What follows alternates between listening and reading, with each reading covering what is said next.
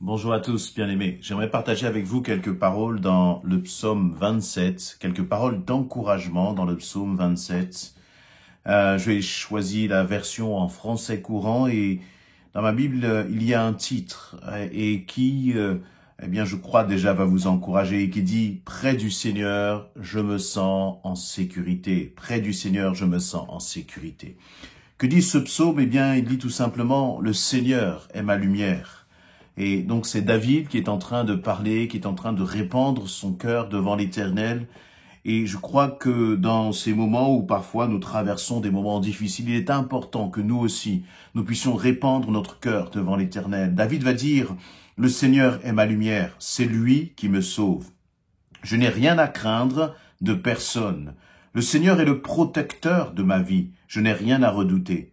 Si des individus malfaisants m'attaquent comme des bêtes féroces, ce sont eux, mes ennemis acharnés, qui trébucheront et se retrouveront par terre. Si une armée vient m'assiéger, je n'éprouve aucune peur. Et si la bataille s'engage contre moi, même alors je me sens en sécurité. Je ne demande qu'une chose au Seigneur, mais je la désire vraiment. C'est de demeurer toute ma vie chez lui, pour jouir de sa douceur et prendre soin de son temple.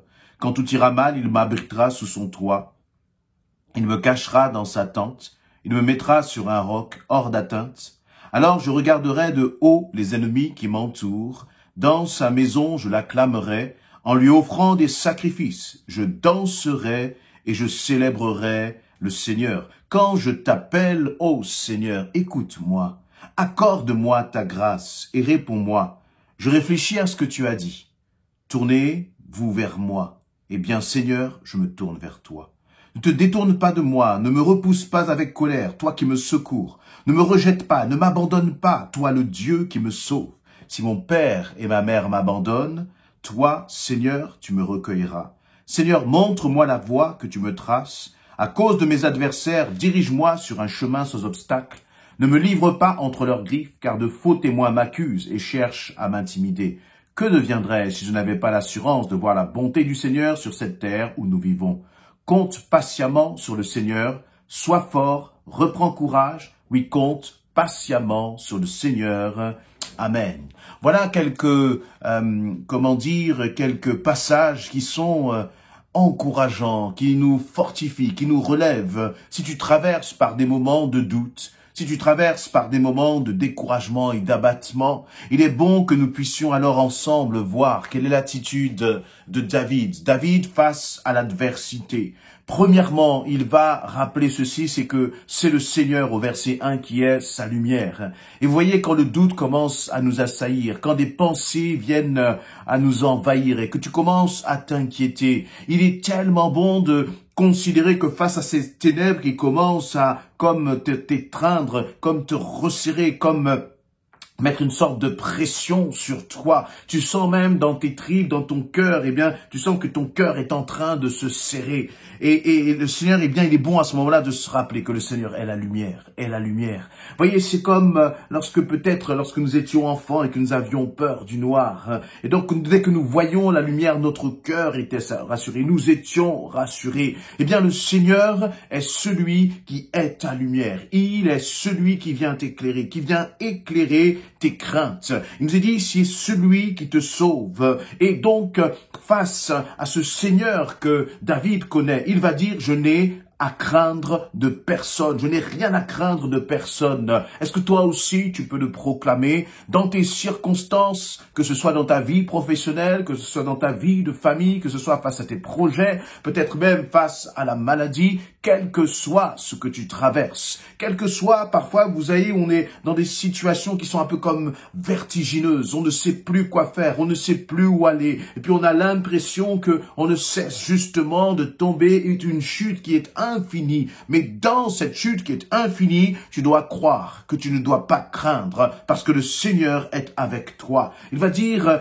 toujours dans ce verset 1, le Seigneur est le protecteur de ma vie. Je n'ai rien à redouter. Et moi, personnellement, je veux saisir ces paroles pour ma vie. Est-ce que toi aussi, tu veux les saisir? Est-ce que toi aussi, tu veux proclamer le Seigneur est mon protecteur. Le Seigneur est le protecteur de ma vie. Je n'ai rien à redouter. Tu n'as pas à avoir peur. Parce que ce qui est sûr, c'est que même si l'ennemi attaque, même si l'ennemi essaie d'assiéger ton cœur et tes pensées, tu n'as rien à redouter parce que Dieu est plus puissant. Et d'ailleurs, au verset 2, eh bien, David va commencer à parler de ses ennemis. Il va dire, eh bien, s'il y a des individus malfaisants qui m'attaquent comme des bêtes féroces, c'est-à-dire sans pitié, peut-être que tu es dans un environnement où tu sens qu'il y a une haine contre toi, il y a une colère contre toi, il y a de la méchanceté pure contre toi, il y a comme des bêtes féroces qui veulent t'attaquer, eh bien, David va dire, eh bien, ce sont ces personnes acharnées qui vont mordre la poussière. C'est eux qui vont trébucher. Si une armée vient pour m'assiéger, il va dire, je n'ai aucune peur. Et si même cette armée commence à engager la bataille,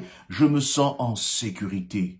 Se sentir en sécurité en 2021, dans une telle année où le monde entier a été terrassé par un virus, où nous avons du mal même à commencer à nous projeter, eh bien, David, lui, va dire ceci, je me sens en sécurité. Est-ce que tu te sens en sécurité? Parfois, nous regardons tellement de choses dans l'actualité. Il y a tellement de théories qui viennent comme pour t'inquiéter encore, viennent pour t'angoisser encore. Tu peux être un étudiant et puis dans tes études, tu te poses beaucoup de questions sur la suite.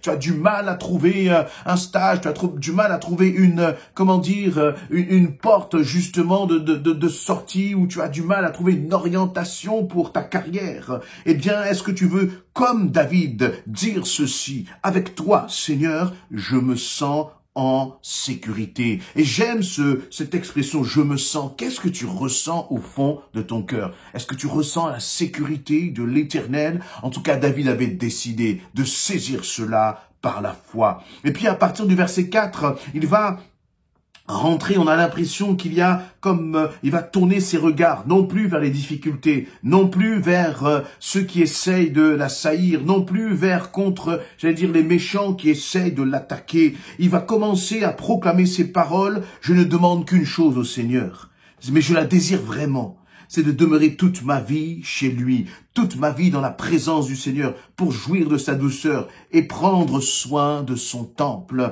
Regardons un peu de plus près ce verset. Il va dire, je ne demande qu'une chose au Seigneur. Toi, mon ami, qu'est-ce que tu demandes au Seigneur? Vous imaginez, il y a des gens qui l'assaillent, il y a des armées qui essayent de l'assiéger. Mais lui, il tourne ses regards vers le Seigneur. Et une fois qu'il se sent en sécurité, et parce qu'il se sent en sécurité, il va dire, Seigneur mon Dieu, je ne demande qu'une chose, et je désire cela vraiment, je désire cela ardemment. Qu'est-ce que tu désires, mon ami? Qu'est-ce que tu veux plus que tout? En tout cas, le désir de David, c'était extrêmement simple, c'est de demeurer toute ma vie chez lui, toute ma vie dans la présence du Seigneur, pour jouir de sa douceur. Nous sommes dans un monde qui est difficile, nous sommes dans un monde qui est violent, on a de la violence même dans nos propres maisons parfois, la violence à l'extérieur. Et donc David, qui était un soldat, qui était un guerrier, qui était un roi puissant et redouté, il avait besoin de douceur. Combien nous avons besoin de douceur. Combien nous avons besoin de nous sentir, justement dans cette zone de protection, dans cette zone où nous n'avons rien à craindre. Combien nous avons besoin de sentir la bienveillance et la douceur de notre Dieu. Je crois qu'à travers cette douceur, le Seigneur guérit les cœurs, il apaise les pensées, il calme le tumulte qu'il peut y avoir dans ton cœur. Mais pour que tu vives cette douceur, pour que tu vives cette paix, il va falloir que toi aussi, tu désires ardemment demeurer dans la présence du Seigneur. Pour demeurer dans la présence du Seigneur, il va falloir que tu décides de ne plus te laisser envahir par tes pensées. Il va falloir que tu décides de ne plus te laisser malmener par toutes ces pensées négatives. Il va falloir que tu décides de regarder au-delà des circonstances, au-delà au-delà des attaques que tu vois, au-delà de tes épreuves.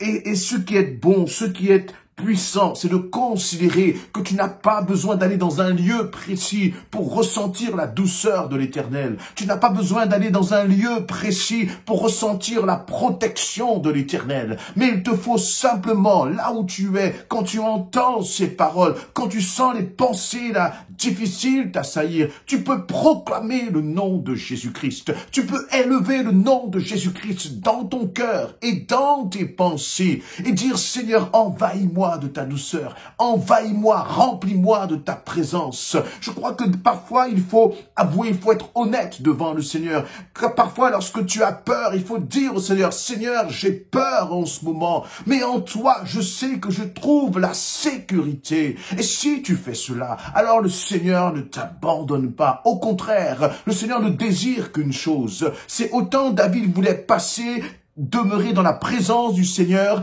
la réalité, c'est que Dieu veut avant nous-mêmes que nous demeurions dans sa présence. C'est le désir de notre Seigneur. Nous n'avons pas à le supplier pour cela, parce que Dieu ne demande qu'une chose. Dès le moment où nous avons été séparés de lui dans le jardin d'Éden, le Seigneur n'avait qu'un désir, c'est de retrouver cette intimité avec ses enfants. Alors, toi aussi, quel que soit ce que tu traverses. Et peut-être que ton cœur d'ailleurs, que ton amour pour le Seigneur s'est refroidi, que ton amour pour le Seigneur là est comme cette flamme qui s'est éteinte, comme cette flamme qui a diminué. Mais c'est peut-être le moment de te dire, Seigneur, je veux retrouver ta présence, je veux retrouver la douceur de ta présence, parce que c'est là que je me sens bien. Et on voit bien qu'il y a là vraiment une relation d'amour qui va dans les deux directions. Parce que David, toujours dans ce verset 4, va dire, Seigneur, je veux demeurer dans ta présence, mais il veut demeurer dans la présence du Seigneur pour faire quoi? Et c'est ce qui est bon, il veut dire pour prendre soin de ton temple, pour prendre soin de ton temple. Il veut prendre soin du royaume de Dieu. Et toi, as-tu aussi ce désir de prendre soin du royaume de Dieu?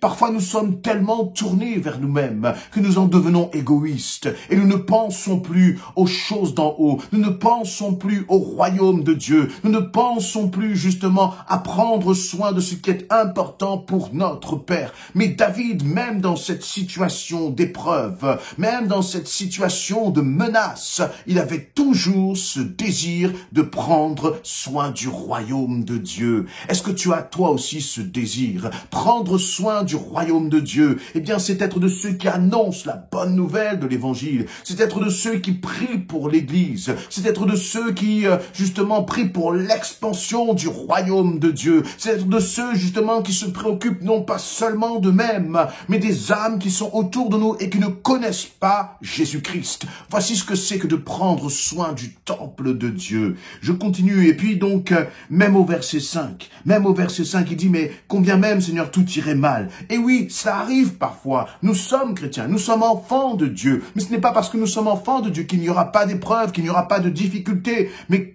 quoi qu'il en soit, David veut dire, eh bien, moi, quand tout ira mal, je m'abriterai sous ton toit. C'est-à-dire, je m'abriterai sous la maison de l'Éternel, sous sa protection. Et lui-même me cachera dans sa tente. Il me mettra sur un roc, hors d'atteinte.